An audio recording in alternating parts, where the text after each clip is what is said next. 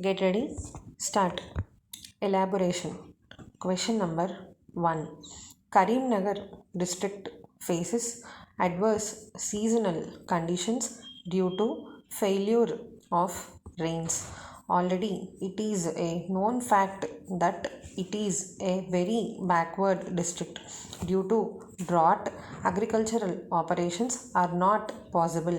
All the wells in the district have gone dry. Even drinking water is not available. Draft a letter from the district collector of Karimnagar to the secretary to government explaining the conditions and requesting for immediate relief. Relief may cover provision of funds for road works, necessary water works, and to give jobs to the agriculturists, opening of fair price shops to supply food grains at cheaper rates to poor people, and also to waive the recovery of loans given by the government to the farmers. Question number 2. Draft an advertisement calling for applications from qualified candidates for the post of Principal Narayana Junior College, Hyderabad. Candidate should be preferably a first class in Master of Administration and at least 10 years experience as lecturer is essential. He should also have not less than 5 years administrative experience as vice principal or head of a department. Preference will be given to those who have already acted as principal of a college. Remuneration will be given according to experience and qualifications. Aptitude for hard work and pleasant personality is essential. Age should not be above 50 years. Applications furnishing particulars of age, qualifications, and experience shall reach the Director, Narayana Group of Institutions, Personnel Department before 10th August. Question number 3. Write a letter to editor of a daily welcoming the staggering office hours in all polytechnic colleges in the newly formed state of Telangana. Suggest a slight modification in the college hours with regard to the colleges situated in the outskirts of the Hyderabad city, as during the ordered times bus facilities or any other transport facilities are not available. Mention that it is not convenient for both the students and the staff to attend college in the times specified in the order. Due to this situation, the Director of Technical Education may be requested to consider the change in office hours from 10 am to 5 pm and enable them to attend their jobs without any delay and negligence. Question number 4. Sealed tenders are invited from the Principal Government Polytechnic Suryapet for the supply of electronic measuring instruments and some specified electrical equipment. Last date for receipt of tenders is 10th May. Tenders received after the last date will not be considered. Tenders will be opened on the above date at 5 pm in the presence of tenderers or their representatives.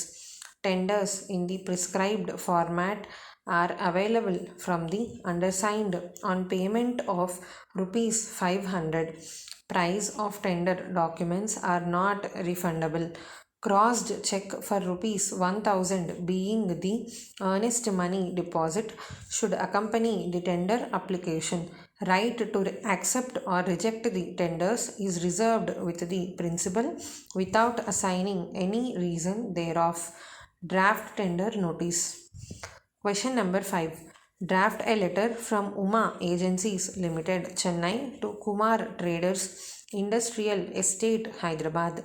Acknowledge letter of March 10th and regret inconvenience caused due to delay in delivery of goods. Consignment of the motor tires ordered were held up at Warangal railway station for nearly a fortnight due to sudden strike by railway employees. The railway authorities could not help to improve situation despite many approaches. Strike now called off with the intervention of minister concerned. The goods are being cleared speedily and hope to receive stock shortly. Request acceptance of the goods when they are received. Assure future orders will be complied promptly. Hope realize the situation which is beyond control, under which delivery schedule was delayed, causing inconvenience. Condensation. Ladies and gentlemen, I have great pleasure in taking part in the seminar on unity and integrity of the country. During the discussions that were held this morning, this subject was dealt with by men of experience in different walks of life. I am sure their views will be taken into consideration. I would like to share with you some of my thoughts in this matter. In the first place, when we talk of unity, some may wonder why this is talked about over and again at a time when we are already united. But as one who is interested in the unity and progress of this country, I request them to look at this matter from a long range point of view, because I have a feeling that there are some sections of the society here and there which are trying to disrupt the unity of the country.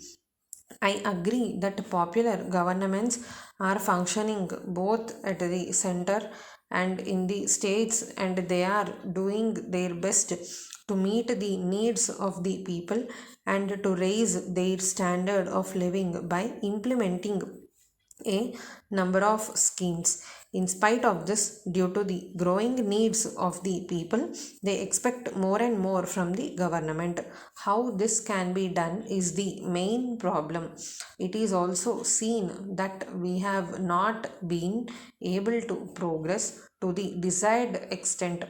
One of the reasons for this situation is when there are floods in some parts of the country and drought in some other parts, we see that large sums of money are spent by the government in order to give relief to those affected by natural calamities. While doing so, it is very often seen that the available funds are not sufficient to meet the needs of the people, and there are grievances here and there. Taking into consideration these aspects, the government and the people have to work together to make best use of the natural resources and increase the national wealth. For instance, in areas where there are more chance for better irrigation facilities, we must increase the production of food grains in those areas. And in the areas where there is greater scope for industrial development, suitable industries have to be started. It is only by such a determined effort the nation can progress. Another matter is that while we have to take advantage of the latest developments taking place in the advanced countries and adopt them, we have to see that in our country, where there is plenty of manpower and vast areas of land is available for exploration, we have to plan in such a manner as to provide work for all our citizens. My view is that in developing country like ours, we cannot allow anyone to remain idle, because only a nation which is active can progress.